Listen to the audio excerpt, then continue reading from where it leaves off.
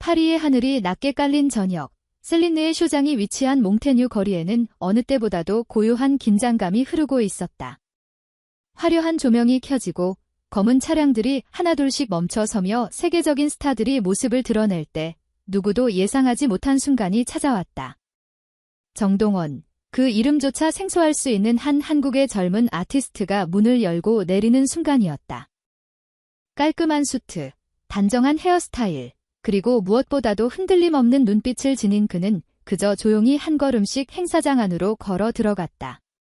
환호성도 플래시 세례도 없었다. 오히려 그 순간 거리의 소음마저 잠시 멎은 듯했다. 파리 패션위크라는 공간에서, 그리고 셀린느라는 브랜드의 데뷔쇼에서 이처럼 침묵이 모든 이의 주목을 끌어당긴 경우는 드물다. 사람들은 본능적으로 고개를 돌렸다. 그리고 이내 알아챘다. 그가 단지 유명해서가 아니라 무언가 설명할 수 없는 기류를 품고 있다는 것을. 아시아의 감성과 서구의 감각이 교차하는 그 한순간, 정동원은 어떤 말도 하지 않았지만 모든 것을 전달했다. 그것은 위대한 포효보다 강한 정적이었다. 그의 등장에는 노래도, 인터뷰도, 화려한 퍼포먼스도 없었다.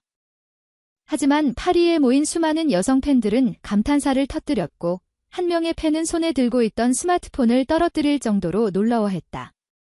그렇게 파리는 조용히, 그러나 확실히 정동원이라는 이름에 끌려 들어가기 시작했다. 그는 기존의 K-팝 스타처럼 무대 위에서 화려하게 춤추거나 플래시 속에서 포즈를 취하는 방식이 아니었다. 오히려 그는 한결같이 정중하고 담백했다. 그 정서가 낯선 공간에서 더더욱 빛을 발했다.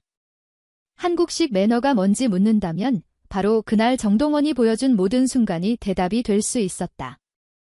무대 앞에서 두 손을 모아 인사하는 모습, 눈을 마주치며 고개를 숙이는 짧은 동작 하나하나가 팬들과 관계자들에게 잊을 수 없는 인상을 남겼다. 그것은 그 어떤 언어보다도 빠르게 전달되는 인간의 진심이었다.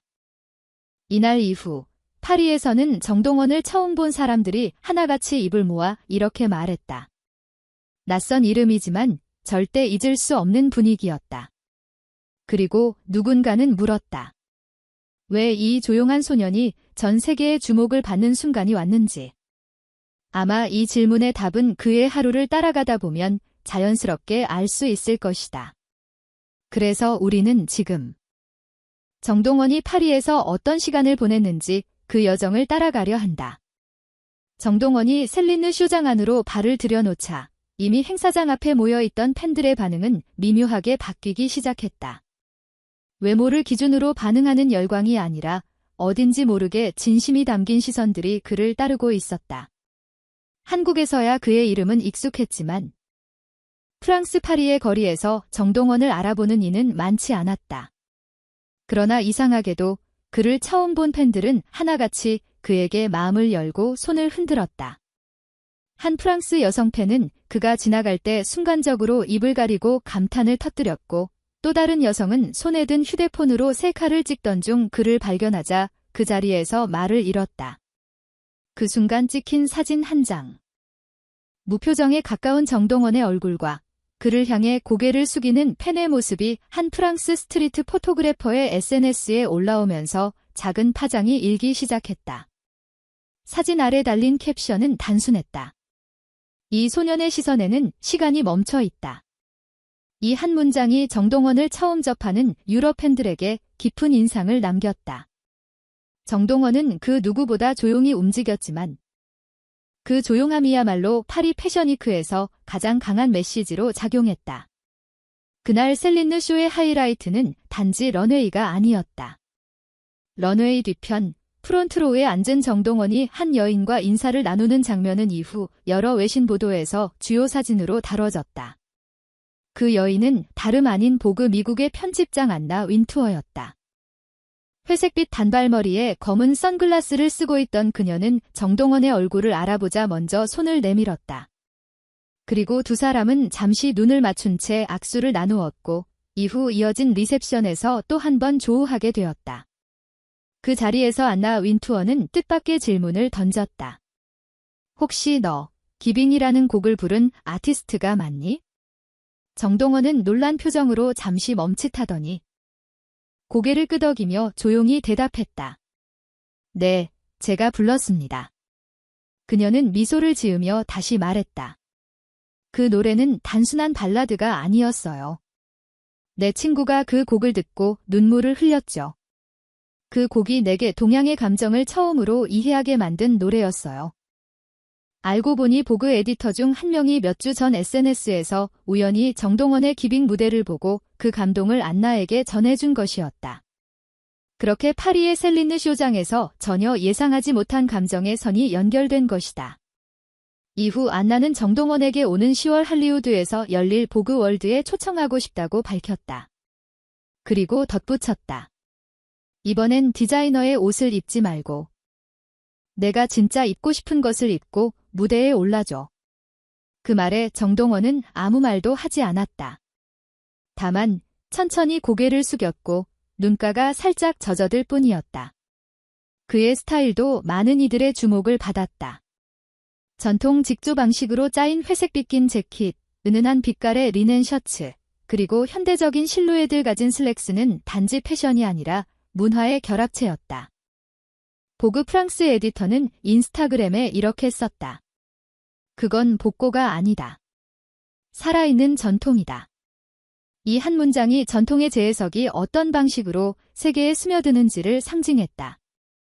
행사 당일 저녁, 정동원은 쇼장 인근의 카페 거리에서 조용히 자전거를 타고 이동했다. 경호원도 매니저도 없이 혼자였다. 프랑스 현지 유튜버 한 명이 그 모습을 우연히 카메라에 담았다. 영상 속에서 그는 벽에 자전거를 세우고 가방에서 하나의 물건을 꺼냈다. 그것은 대금이었다. 한국 전통 악기 중에서도 가장 소리가 깊고 길게 퍼지는 악기였다. 그는 벽에 등을 기댄 채 대금을 입술에 가져갔고 잠시 숨을 고른 후 첫 음을 불었다. 골목의 소음이 멎었다. 그 순간 지나가던 사람들이 걸음을 멈췄고 주변 카페의 대화 소리도 조용해졌다. 그 장면은 마치 한 장의 영화 속 장면처럼 흘러갔다. 한국에서 전통을 품고 자란 소년이 세계의 중심에서 아무런 장치도 없이 자신의 방식으로 존재를 증명해낸 순간이었다. 영상은 유튜브에 올라온 지 3일 만에 조회수 300만을 돌파했고 프랑스 트위터에서는 정동원이라는 이름이 해시태그 상위에 올랐다. 한 유럽 음악 칼럼니스트는 기고문에서 이렇게 썼다. 정동원은 노래를 부르지 않고 노래했다. 그 침묵 속의 울림이 사람들의 마음을 흔든 것이다. 프랑스 현지 매체 르피가로는 그를 이렇게 표현했다. K-팝이 만든 스타가 아니라 K-정서가 만든 예술가? 이는 단순한 찬사 이상의 의미였다. 정동원은 셀린느 쇼를 통해 단순한 참석자 이상의 존재감을 증명했다. 그는 무대를 찢은 것이 아니라 문화를 새겼다. 프랑스 여성 팬들은 그의 외모에 감탄했지만 더 깊이 있는 반응은 그의 태도, 말투, 그리고 한결같은 매너에서 나왔다. 그는 포즈를 취하지 않았고 말도 많지 않았다. 하지만 지나칠 때마다 눈을 마주치고 웃었고 말없이 두 손을 모아 인사했다. 그 모든 순간들이 영상과 사진 속에 고스란히 남았다. 그날의 여운은 쉽게 사라지지 않았다. 파리 시내를 걷던 한 중년 여성이 인터뷰에서 이렇게 말했다. 난 그 소년이 누군지 몰랐어요. 하지만 그가 대금을 부는 모습을 보고 괜히 울컥했죠. 마치 내 어린 시절을 누군가가 불러주는 것 같았어요. 이처럼 정동원이 파리에서 남긴 흔적은 단순한 외형이나 이벤트가 아니었다. 그것은 세대를 넘어서는 감정의 연결이었고 언어를 초월한 공감의 시간이었다.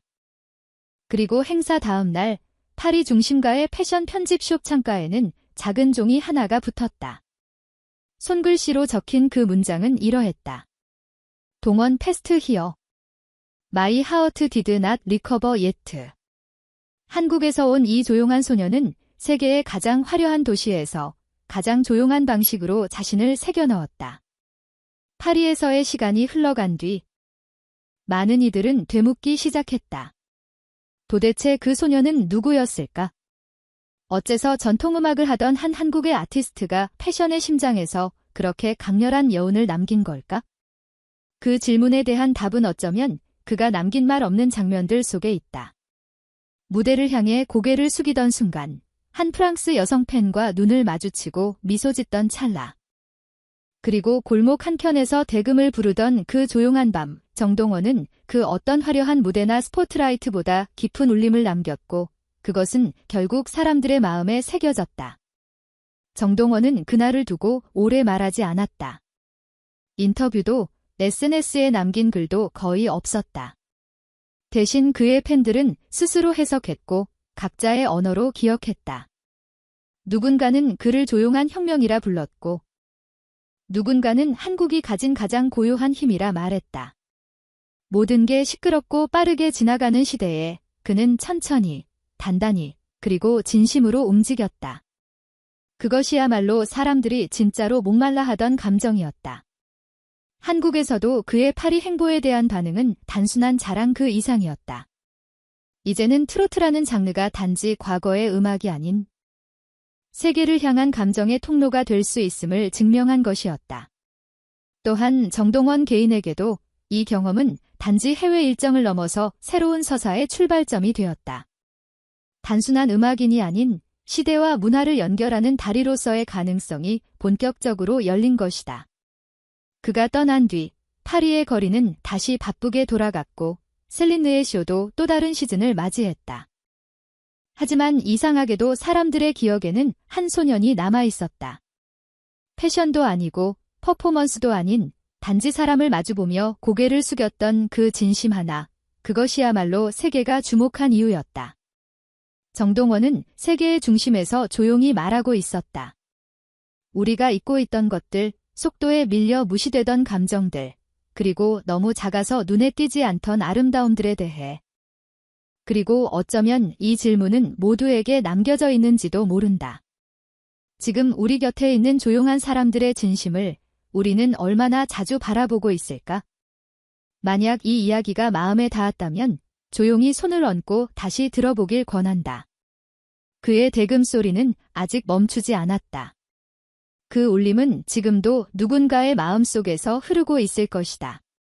그리고 또 다른 순간에 또 다른 도시에서 그 소녀는 다시 한번 조용히 걸어 나올지 모른다. 트로트 365 뉴스 기자였습니다.